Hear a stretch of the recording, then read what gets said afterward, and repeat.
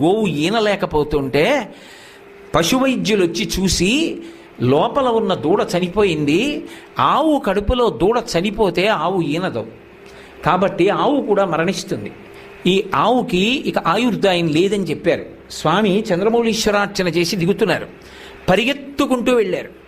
వెళ్ళి స్వామి పీఠంలో ఉన్నటువంటి గోవు కడుపులో ఉన్న దూడ మరణించిందిట, కాబట్టి గోవు కూడా కొద్దిసేపట్లో మరణిస్తుందని వైద్యులు చెప్పారన్నారు. ఆగలేదు ఎక్కడ, సత్యదండం పట్టుకుని తిన్నగా బయలుదేరి వచ్చారు అపరశంకరుడు.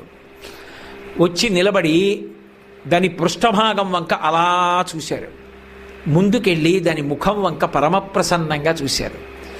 ఆయన చూపుల చేత అది ఏ ప్రసన్నతని పొందిందో టక్కున ఈనింది, ప్రాణంతో ఉన్న దూడ కింద పడింది. ఒక గోవు పీఠంలో మరణించడానికి వీల్లేదు, తన తపశ్శక్తిని దృష్టి చేత